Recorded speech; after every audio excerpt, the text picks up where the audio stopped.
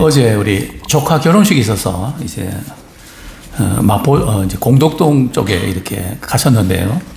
이제 잘 끝나고 돌아오는데 이제 전철역 공덕역에 7번 출구에서 나와서 이제 결혼 이제 식장으로 들어갔거든요. 그래 다 끝나고 이제 내려오는데 저희 집사람이 먼저 이렇게 저희 형님하고 형수님하고 이제 내려오고 저는 뒤늦게 내려왔는데 좀 엇갈린 거 있죠. 아까 들어갔던 7번 출구에서 만나기로 했는데 제가 엘리베이터가 이제 건물이 빌딩이 크다 보니까 뭐 다른 쪽에 있는 엘리베이터를 탔던 것 같습니다. 9번 출구는 보이는데 7번 출구가 보여야죠. 입구 찾다가 말이죠. 저 형님은 이게 남부터미널에서 빨리 이제 그 표를 예약해서 빨리 가야 되는데 저 집사람하고 먼저 가라고. 아까 들어갔던 입구를 못 찾아갖고 말이죠. 참 힘들었던 그런 기억이 나면서 오늘 말씀을 이렇게 준비하면서 야 인생에 입구를 잘 찾아야 되는데 출구도 잘 찾아야 되는데 과연 어떤가 정말 중요한 것 같습니다. 들어간 그 입구도 잘 못 찾는 분명히 아까 들어갔는데 그죠? 떼주로 그쪽에 보였는데 안 보이더라고요. 그죠? 과연 우리 지금 어디를 가고 있는지 한번 돌아보면서 혹시 지금 우리의 삶이 뒤틀려 있지 않나 한번 고민하면서 함께 나누면 좋겠습니다. 이전에 이제 저희 그 교회에서 강원도에 우리 성경 컨퍼런스를 갔던 적이 있습니다. 그때 우리 젊은 집사님들 또 참석한 많은 분들이 각 챕터별로 폴 트립의 경외라는 책을 읽고 같이 나누고 이렇게 쉐어링하는 그런 시간을 가졌죠. 참 이 표지에 나온 이 제목이 제 마음을 사로잡았는데요. 뒤틀린 삶을 바로잡는 힘이 뭘까? 우리의 삶이 뭔가 지금 뒤틀려 있는데 이건 아닌데 그러면서 우리는 자꾸 이제 그쪽으로 가면서도 그걸 바로잡지를 못한다는 거죠. 뭐 관성의 법칙 때문에 그럴까요? 지금까지 살아오는 방식을 바꾸면 안 되니까. 어쨌든 그 저자가 한 사람 예를 드는데요. 모든 것을 가졌지만 공허한 사람. 그 한 사람 예를 드는데 그는 이제 저자와 대화를 나누면서 계속 말끝마다 못마땅하고 불평이 많았다는 거죠. 그리고 우울했습니다. 그는 다른 사람들이 부러워할 만한 모든 것을 갖추고 있었습니다. 그럼에도 불구하고 너무 공허합니다. 그래서 선생님 어떻게 이럴 수가 있습니까? 성공하면 괜찮을 줄 알았는데 다 가졌는데도 왜 이렇게 공허한지 모르겠습니다. 도대체 이게 뭡니까? 이렇게 질문을 했죠. 마치 참 우리의 삶이 이렇게 숲속에 있는 뒤틀린 나무인데요. 뭔가 우리가 살아오면서 이게 꼬여갖고 말이죠. 뒤틀려 있는, 어디서부터 손을 대야 될지 모를 정도로 그냥 이러면 안 된다는 걸 알면서도 갈 수밖에 없는, 너무 꼬여 있는, 너무 뒤틀려 있는 이게 또 우리의 모습 아닌가. 어쩌면 우리가 잡았다고 하는 그 많은 것들이 말이죠. 바닷가에 가면 이렇게 가는 모래를 손에 이렇게 담아서 손에 이렇게 쥐어서 이렇게 손가락 사이로 말이죠. 다 빠져나가는. 그죠? 우리 인생의 모습이 좀 그렇지 않는가. 뭔가 잡았다고 이렇게 했지만 어느새 보면 남아있는 것이 하나도 없는. 그죠? 이제 모래가 말이죠. 어떤 거는 그래도 좀 붙어 있는 게 있지만 다 빠져버리는 이것이 또 우리의 모습이 아닌가. 그러면서 이 사람은 말이죠. 이 저자에게 자신이 뭔가 해결할 수 있는 그런 방법을 제시해 주길 바랐지만 이 저자는 그렇게 할 수가 없었습니다. 왜 그런가 하면 저자가 이제 줄 수 있는 유일한 도움이 있는데 그는 그것을 원치 않았기 때문입니다. 어쩌면 우리는 수많은 설교를 듣고 있지만 수많은 말씀을 들었지만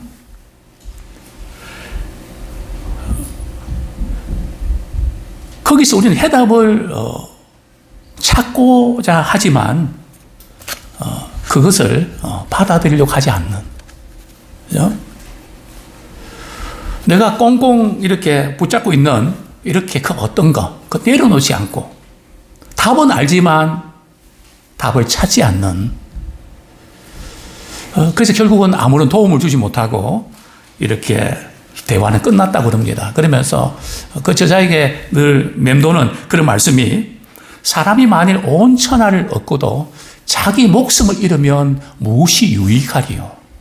세상에 다른 거 다 가져도 그 목숨을 잃으면, 또 우리가 이 영혼의 상태가 문제가 있으면 그 모든 게 뭐가 되겠냐 하는 이런 말씀이 떠올랐다고 합니다. 그러면서 하는 말이, 그가 안고 있는 것은 만족의 문제가 아니라 경외심의 문제입니다.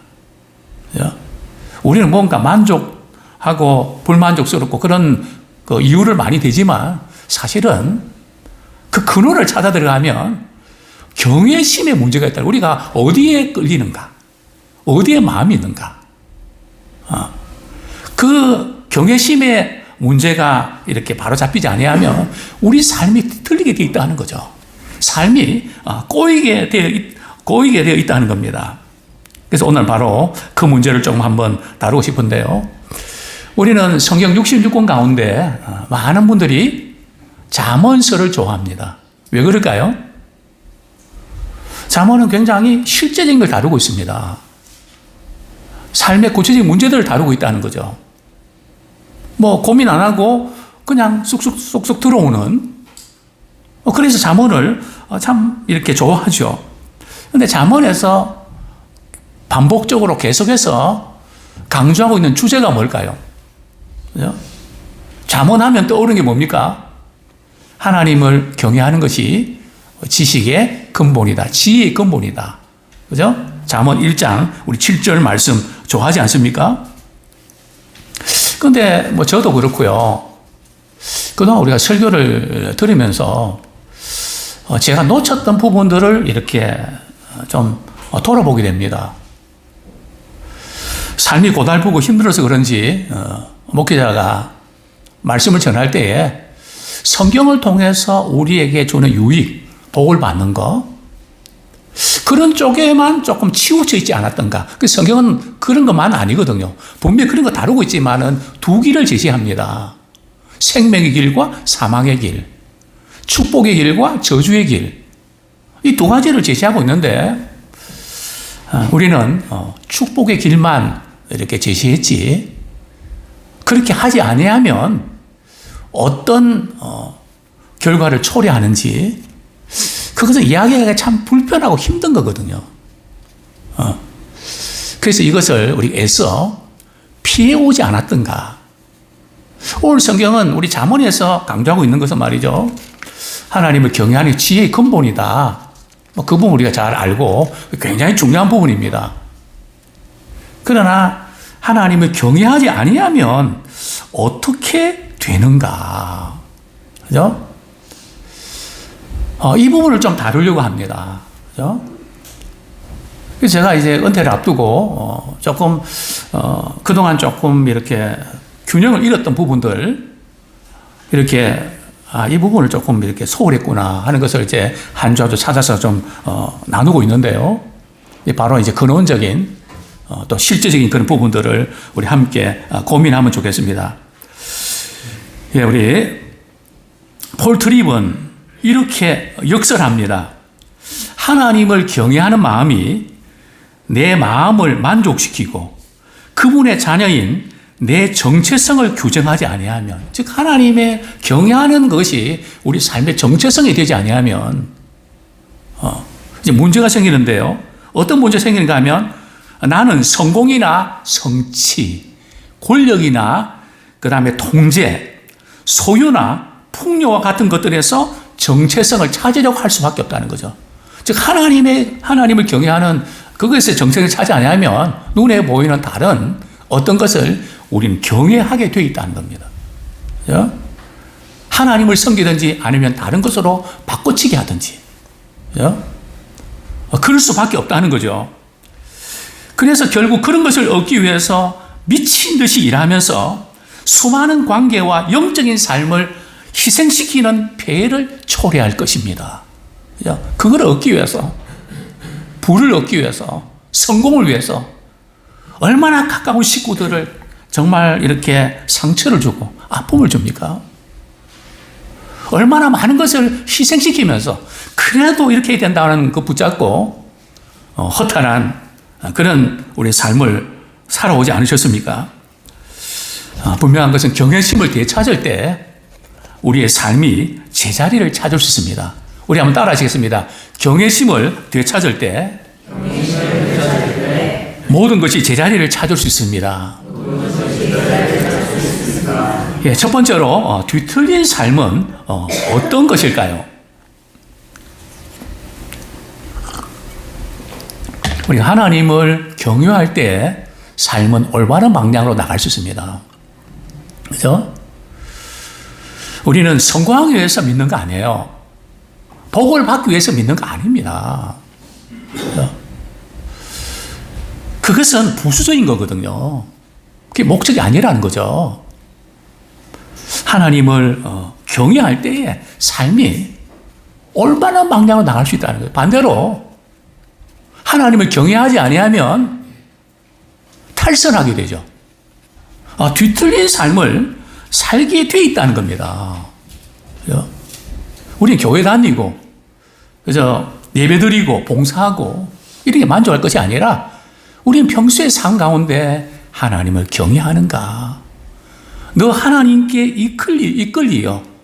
일평생 주만 바라며, 우리 무엇에 이끌리죠? 일에 이끌리셨습니까? 돈에 이끌리셨습니까? 인정에 이끌리셨습니까? 스마트폰에 이끌렸습니까? 과연 우리 인생은 무엇에 자석처럼 말이죠. 제가 이제 일주일에 한 2번 워치 말이죠. 이게 이제 충전한다고 이렇게 충전기에 꽂으면 이 자석이 있어갖고 말이죠. 딱 붙습니다. 그 뛰는데 힘이 듭니다. 그죠?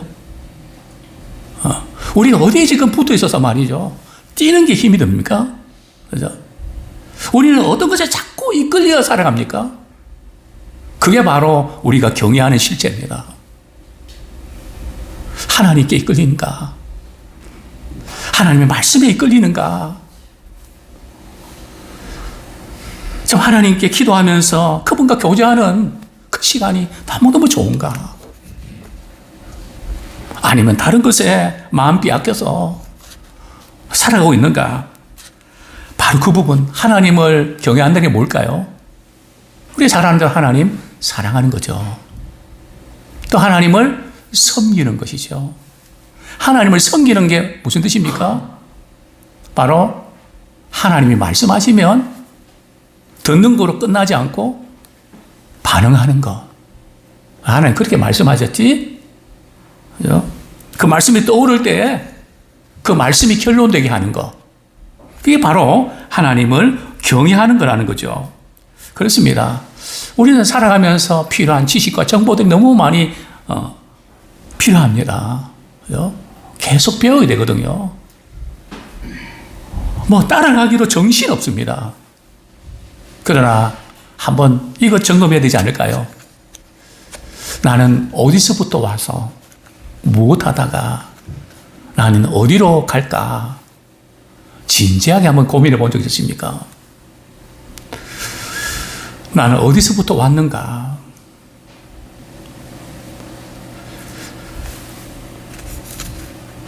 저는 이것을 중학교 1학년 때 이 해답을 찾지 않고는 공부도 학교도 그 어떤 것도 할 수 없었습니다. 아니, 이것을 모르고 살아간다는 것이 나는 용납이 안 됐습니다. 내가 어디서 와서 무엇을 하다가 어디로 가는지 삶의 목적을 모르고 살아간다는 게 말이 되냐. 그러나 주위의 친구들은 그게 아니었습니다. 성탄절 전야 되면 말이죠. 사치기 삿바뽕만 하고 그 재밌다고. 그죠? 저는 아무런 재미도 없었습니다. 물었습니다. 너 왜 사는데? 너 공부 왜 하는데? 그러면 여자아이들이 말이죠. 시끄럽다. 재밌게 놀자. 뭐 쓸데없는 신경 쓰냐고. 그럼 제가 이렇게 얘기하겠습니다. 너는 그것도 모르고 재밌게 놀 수 있냐? 난 그거 모르면, 그 해답 모르면 팍 죽어버릴 거다. 어떻게 그거 모르고 사냐? 근데 제가 발견한 것은 말이죠. 숨이 끊어지기까지도 아직 그 문제 풀지 못하고 그렇게 인생 끝내는 분들이 종종 있다는 겁니다. 성경이 뭡니까? 근데 그걸 어떻게 발견할 수 있나요? 그것은 하나님이 누구신지를 알아야 됩니다. 하나님이 우리를 위해서 무엇을 행하는지 알아야 됩니다. 또 하나님이 우리에게 무엇을 요구하시는지 그거를 알 때에 삶의 방향이 바로 잡혀집니다. 저희 아버님이 늘 기도하시면서 우리 장로님이셨는데 한 번도 빠지 않는 그 기도 내용이 제 귀를 울렸습니다. 무엇을 하든지 하나님의 영광을 위해서 살게 해주십시오. 무엇을 하든지 하나님의 영광을 위해서 살게 해주십시오. 그래서 저는 그게 막연했습니다. 도대체 내 삶에서 하나님의 영광을 위해서 산다는 게 뭐지? 근데 한번 그렇게 살아보자. 하나님의 영광을 위해서 살려 그러면 하나님이 어떤 분인지 알아야 되잖아요. 성경 말씀을 또 읽고 또 읽으면서 또 하나님의 영광을 위해서 살려 그러면 하나님께서 말씀하신 그 부분에 대해서 순종해야 되잖아요. 근데 놀라운 일은요. 제 삶이 하나님의 영광을 위해서 살아야겠다는 거기에 초점 맞추는 순간 제 삶이 뒤틀려 있다가 바른 방향으로 가게 되고 모든 것이 제자리를 찾는 참 놀라운 일들을 발견했습니다. 저는 사랑하는 성도들에 도전합니다. 저처럼 많이 힘들고 어려운 시간을 보낸 분도 있습니다. 이제 삶의 목적, 우리 그동안 이런 3년을 다 겪었잖아요. 이제 정말로 하나님의 영광을 위한 하나님의 기뻐하시는 삶에 우리가 한번 도전해 보시기 원합니다. 겁이 나십니까? 두려우십니까? 한번 첫 발을 내디디십시오. 그러면 우리가 하는 모든 것들이 안 되는 것이 아니라 정상적으로 말이죠. 하나님께서 우리의 삶을 이끌어 가신 줄 믿습니다. 아무쪼록 하나님이 경외하는 삶이 회복되기를 축원합니다. 하나님을 경외하는 마음이 없이 살아가는 사람을 성경은 뭐라고 규정을 하고 있나요?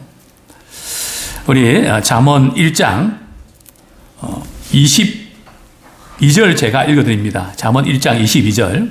너희 어리석은 자들은 어리석음을 좋아하며 거만한 자들은 거만을 기뻐하며 미련한 자들은 지식을 미워하니 어느 때까지 하겠느냐. 그러니까 성경은 하나님을 경외하지 않고 살아가는 사람을 어리석은 자라고 말합니다. 미련한 자라고 말하는 거죠. 뭐 지식적으로 많이 배우지 못하고 그런 사람을 미련한 게 아니고요. 시편은 이렇게 말씀합니다. 하나님이 없다고 하는 사람, 시편 14편 1절에 보면 하나님이 없다고 하는 사람이 어리석은 자입니다. 하나님의 눈을 의식하지 않고 살아가는 사람. 정말 우리는 누구를 의식하며 살아갑니까? 믿음의 사람들은 말이죠. 하나님의 눈을 의식하며 살아갑니다. 하나님께서 내 말을 하면 하나님 다 듣고 계셔. 내가 무슨 일을 하든지 하나님 다 보고 계셔.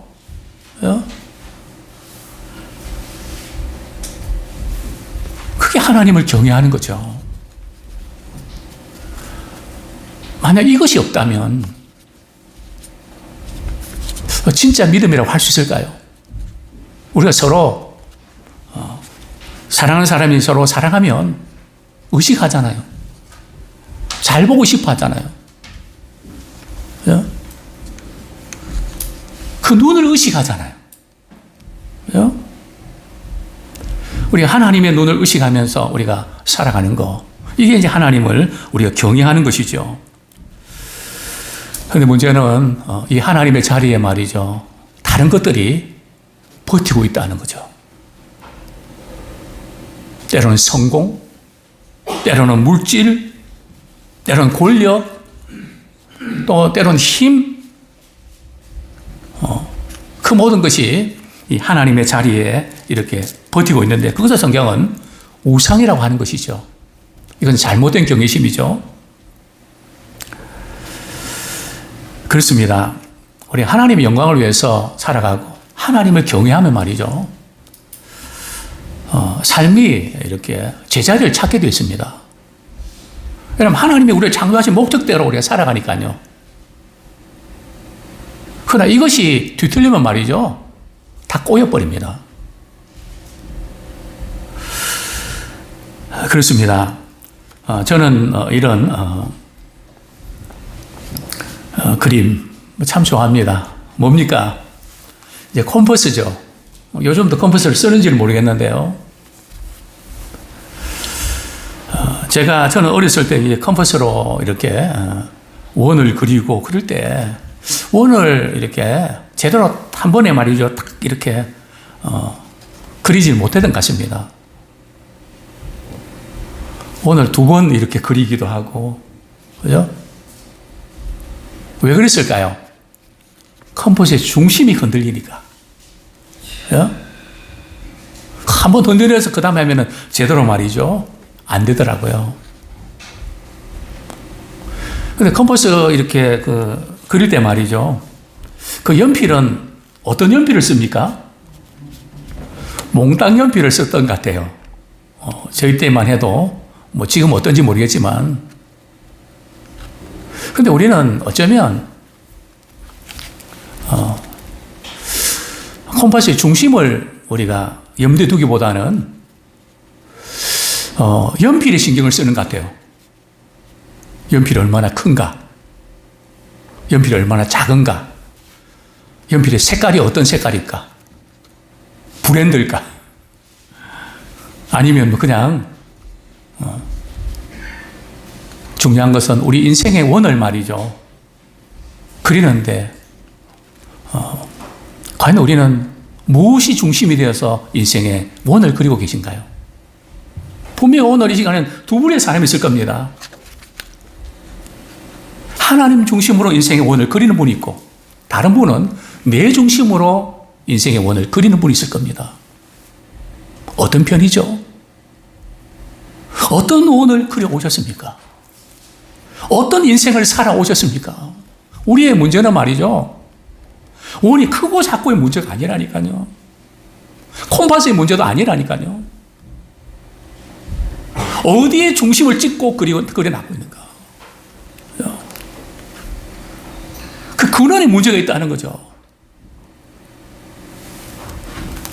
환경 탓도 아니고요, 누구 사람 탓도 아니고요.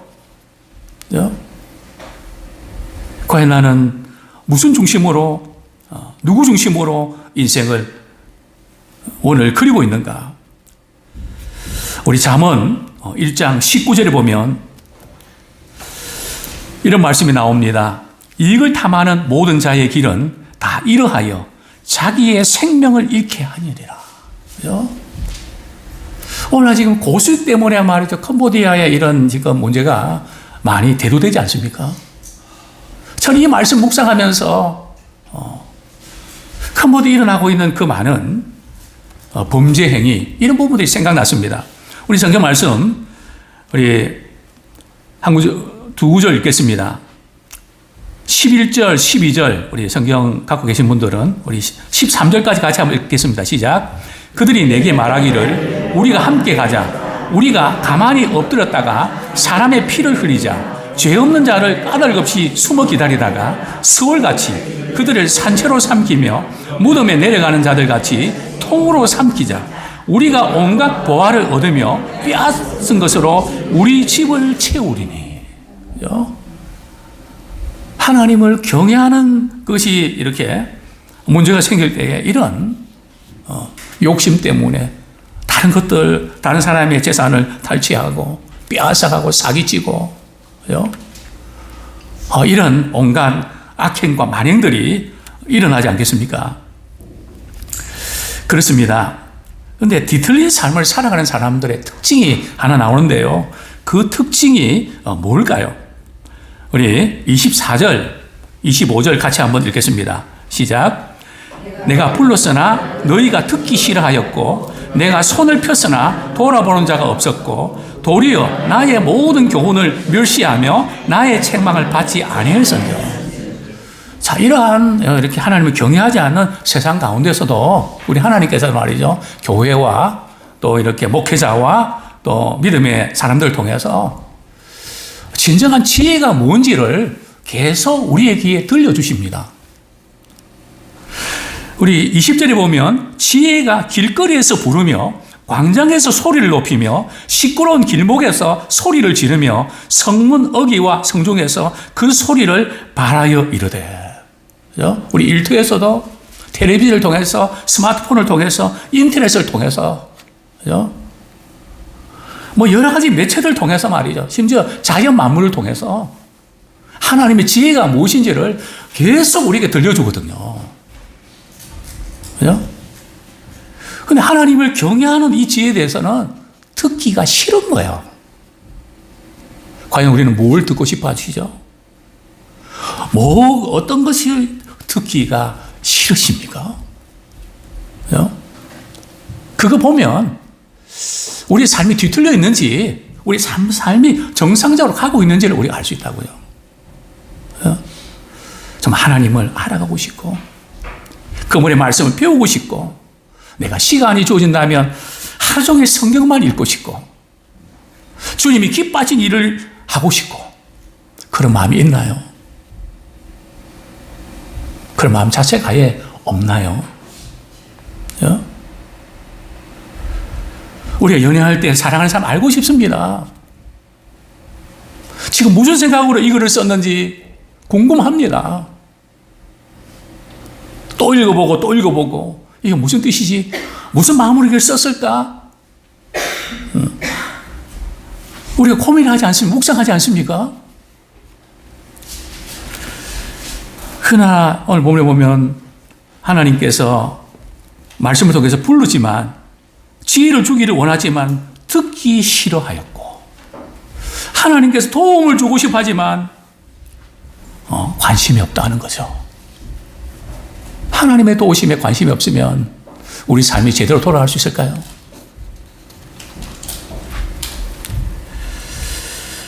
자, 뒤틀린 삶의 결과가 무엇일까요? 본문 우리 27절 같이 한번 읽겠습니다. 시작. 너희의 두려움이 광풍같이 임하겠고 너희의 재앙이 폭풍같이 이르겠고 너희에게 근심과 슬픔이 임하리니. 뒤틀린 삶은 우리 재앙을 만날 때 말이죠, 두려움의 광풍이 찾아옵니다. 너무너무 무섭고 두렵죠. 그리고 재앙을 만날 때 근심과 두려움에 사로잡히게 됩니다. 어쩌면 우리는 이것 때문에 굉장히 머리 아파하고 힘들어하고 이렇게 시간을 보내지 않았습니까? 근데 하나님을 경외하지 않을 때는 말이에요, 두려움이 뭐같이 온다고요? 광풍같이 온다는 거죠. 저는 부산에서 이제 어린 시절 보내면서 사하라 태풍, 그죠? 밀려올 때에 얼마나 그 바람이 거센지, 그죠? 막 날아가고 말이죠. 참 무서운 그런 광풍. 갑자기 불어닥치는데 말이죠. 너희의 재앙이 폭풍같이 이르겠고, 너희에게 근심과 슬픔이 임하리니. 우리 하나님께서 이스라엘 백성들에게 선제를 통해서 책망과 경고의 메시지를 계속 주셨죠. 그런데 이스라엘 백성들은 말이죠, 그 메시지, 경고의 메시지를 받아들였나요? 예레미야 선지자는 바벨론 우리를 침공해서 우리 성이 망한다. 그러니까 말이죠, 너무 듣기 싫죠. 그러나 하나님의 말씀이었거든요. 결국은 바벨론의 침공을 받았고 결국은 선자들 다 죽여버렸죠. 듣기 싫은 거죠. 그러니까 우리 인생은 말이죠. 아까도 말씀드렸지만 무엇을 듣고 싶어하고 무엇을 듣기가 싫은가. 거기에 답이 있습니다. 뭐 듣고 싶어하는가. 에덴 동산에서 하와는 말이죠. 사단의 말을 듣고 싶어 했잖아요. 하나님의 말씀 싫었잖아요. 하나님처럼 될까봐 따먹지 말라 그랬으니까. 여기에 우리가 이렇게 흔들리게 되는 거죠. 또 두 번째로 말이죠. 삶이 뒤틀렸을 때는 이런 문제가 또 생기죠. 우리 28절 말씀 같이 읽겠습니다. 시작. 그때 너희가 나를 부르리라. 그래도 내가 대답하지 아니하겠고 부지런히 나를 찾으리라. 그래도 나를 만나지 못하리니. 이제 참 재앙을 만나고 위기를 만날 때 말이죠. 하나님 도와주세요. 기도해도 이상하게 응답이 안 되는 거죠. 왜 그럴까요? 그죠? 기도해도 응답이 안 되는 이유가 뭘까요? 그죠? 하나님이 우리를 사랑하지 않으셔서 그런 걸까요? 하나님이 나를 미워해서 그런 걸까요? 자꾸 우리는 기도 응답이 안 되는 것을 자꾸 하나님 탓에 돌리거든요. 성경은 그렇게 말씀하고 있지 않습니다. 하나님 손이 짧아졌냐? 아니다. 너희의 죄가 막았다. 그렇게 말씀하고 있지 않습니까? 너희가 나를 부르지만 내가 대답하지 않겠다. 부진히 찾아도 만나지 못할 거다. 그러니까 우리가 기도해도 응답이 안 되는 경우는 말이죠. 어디에 초점 맞춰야 되는가 하면 삶을 고쳐야 됩니다. 한번 따라 하시겠습니다. 삶을 고치자. 삶에서 고쳐야 될 것은 그대로 두고 말이야. 하나님이 싫어하는 것을 골라 하면서 하나님은 안 도와주신다고. 제가 이 문제 때문에 많이 고민을 했습니다. 하나님, 그런 상황에 있는데 하나님 도와주시면 안 돼요. 좀 도와주시지.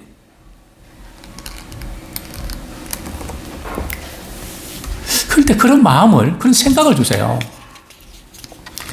내가 도와주고 싶어도 도와줄 수 없구나. 부모와 자식 관계도 그렇지 않나요? 잘못된 길을 가는 자녀. 그거 아닌데. 그렇게 하면 큰일 날 것 같은데. 부모는 답을 아는데. 그걸 받아들이지 않는 거죠. 두려워하고 불안하면서 일이 뻥 터질 때에 그 가슴 졸이는 부모의 심정 있지 않습니까? 정말 함께하고 싶고 잘해주고 싶지만 그렇게 할 수 없는 그 하나님의 마음. 내가 함께할 수 없구나. 하나님은 우리는 함께하고 싶은데 함께 하실 수 없는 것들을 우리가 만들어 놓고 그거 치워버려야 되는데 그걸 그대로 품고 있으면서 왜 안 도와주실지 모르겠다고. 참 답답한 노릇 아닙니까? 우리가 뭐가 뭔지를 우리가 알아채야죠. 참 이스라엘 백성들이 그렇게 했고 또 우리 또한 그런 우리의 모습 아닙니까? 이사야 1장 우리 15절 우리 16절 제가 읽어드리겠습니다. 이사야 1장 15절 16절 너희가 손을 펼 때에 내가 내 눈을 너희에게서 가리고 너희가 많이 기도할지라도 내가 듣지 아니하리니 이는 너희의 손에 피가 가득함이라.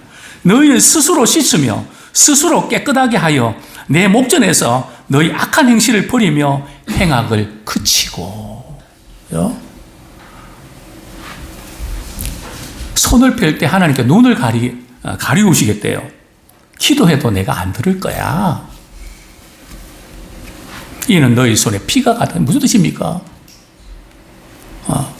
악행과 죄가 가득해서 그거 씻어야 돼. 그거 막힌 거 뚫어야 돼.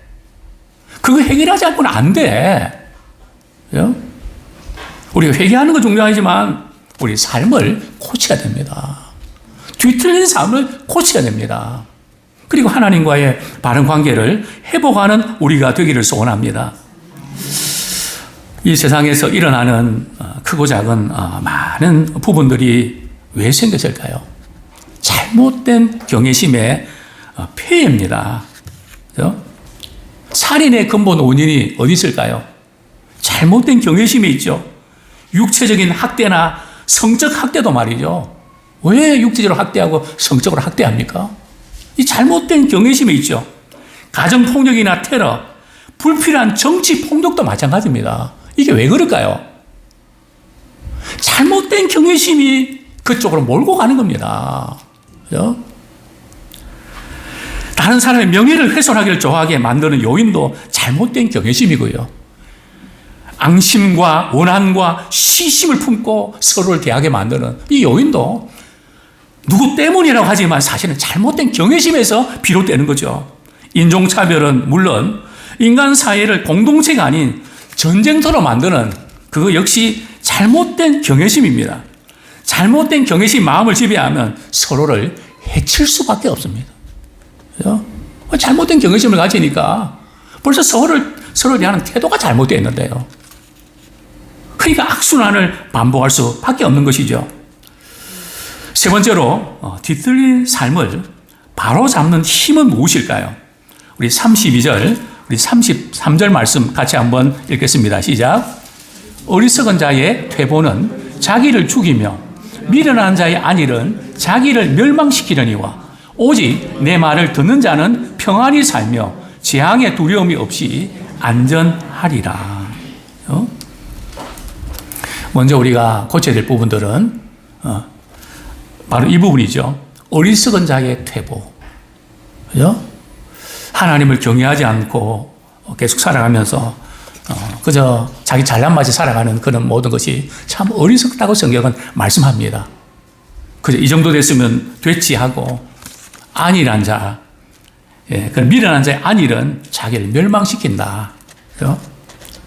안일한 삶의 방식을 고치고 지혜의 말씀에 어떻게 된다고요? 내 말을 듣는 자는 지혜의 말씀에 순종해야 됩니다.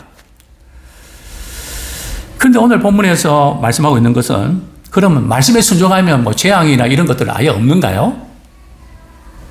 우리가 사는 세상은 피할 수 없습니다. 그죠? 재앙을 우리가 때로 만나죠. 그러나 하나님을 경외하는 사람은 재앙에 두려움이 없습니다. 왜요? 우리 하나님이 함께 하시고 그 모든 것까지 우리 하나님께서 간섭하시기 때문에 비록 어려움과 고통이 찾아와도 그것 때문에 속상하고 힘들지만 하나님 그것을 통해서 유익하게 하시기 때문에 재앙에 대한 두려움이 없다는 거죠. 참 이게 얼마나 큰 일인지 아십니까? 얼마나 우리는 작은 일에도 가슴 졸이면서 놀라고 얼마나 힘들어합니까? 그죠? 얼마나 두려움에 우리를 사로잡을 때 얼마나 우리가 이렇게 고통스러워합니까? 그러나 신자는 하나님 안에 있기 때문에 궁극적인 구원과 안정이 보장되어 있습니다. 하나님께서 여호수아에게 말이죠. 대권을 이어받는 여호수아에게 이렇게 말씀을 하시죠. 형통의 비결을 말씀하시는데요. 여호수아서 1장 우리 7절 8절 제가 읽어드립니다. 오직 강하고 극히 담대하여 나의 종 모세가 내게 명령한 그 율법을 다 지켜 행하고 우로나 좌로나 치우치지 말라. 그리하면 어디로 가든지 형통하리니 이 율법책을 내 입에서 떠나지 말게 하며 주야로 그것을 묵상하여 그것에 기록된 대로 다 지켜 행하라. 그리하면 내 길이 평탄하게 될 것이며 내가 형통하리라. 그러니까 뒤틀린 삶을 바로잡는 힘은 말이죠. 하나님 말씀에 순종하면서 그분을 경외하는 데 있습니다. 계속 잠언에서 강조된 그 부분이거든요.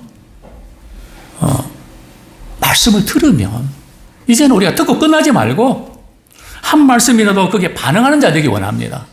그럼 우리 삶이 달라집니다. 그죠? 왜냐하면 이 잠언의 이 지혜의 말씀은 말이죠. 우리를 어떻게 하는가 하면 1장 3절 같이 읽겠습니다. 1장 3절 시작. 지혜롭게 공의롭게 정의롭게 정직하게 행할 일에 대하여 훈계를 받게 하며. 그죠? 이게 균형 잡힌 삶의 모습 아닙니까? 지혜롭게 공의롭게 정의롭게 정직하게 우리 개인도 가정도 이 나라도 말이죠. 또 우리 한국 교회도 하나님을 경외하는 이 중심으로 우리가 나간다면 달라질 수밖에 없습니다. 또 성경은 말씀합니다. 특별히 우리 신앙의 부모로부터 말이죠. 말씀의 교훈을 받으면 자라나는 것이 얼마나 큰 복인지 아십니까? 그죠? 뭐 유산이 문제가 아니고요. 다른 어떤 것이 문제가 아니고 성경은 이렇게 말씀합니다. 우리 9절 말씀 잠언 1장 9절 같이 읽겠습니다. 8절 9절 시작. 내 아들아 내 아비의 훈계를 들으며 내 어미의 법을 떠나지 말라. 이는 내 머리에 아름다운 관이요 내 목에 금사슬이니라. 하나님의 말씀은 말이죠. 성도의 머리에 쓴 뭐라고요? 면류관이라는 거죠. 그리고 목에 걸린 말이죠. 큰 목걸이. 요즘 금 한 돈이 얼마입니까? 정말 엄청나게 말이죠. 올랐죠. 그죠? 목걸이. 그죠? 금 목걸이다. 그만큼 가치 있는 거라는 거죠. 잠언은 1장도 하나님을 경외하는 것에서 끝나고요. 잠언 마지막 31장도 고운 것도 거짓되고 아름다운 것도 헛되나 오직 여호와를 경외하는 여자는 칭찬을 받을 것이며. 그죠? 경외로부터 시작해서 경외로 끝납니다. 그렇습니다. 올바른 인간 이해와 세상 이해는 하나님으로부터 출발합니다. 하나님의 관점으로 볼 때에 삶을 새롭게 보게 되죠. 중요한 것은 말이죠. 과거에 우리가 어떤 삶을 살았든지 하나님의 선하심을 의심하면 안 돼요. 저는 그 찬양 부르면서 그런 질문을 했습니다. 하나님, 한 번도 나를 실망시킨 적 없으시고. 정말 그렇게 고백할 수 있나요? 하나님 한 번도 실망시킨 적 없으시고. 찬양은 그렇게 하지만 마음으로는 엄청 많이 실망시키셨는데. 근데 왜 실망시킨 적 없으셨다고 표현할까요? 실망스러운 일이 없었다는 뜻일까요?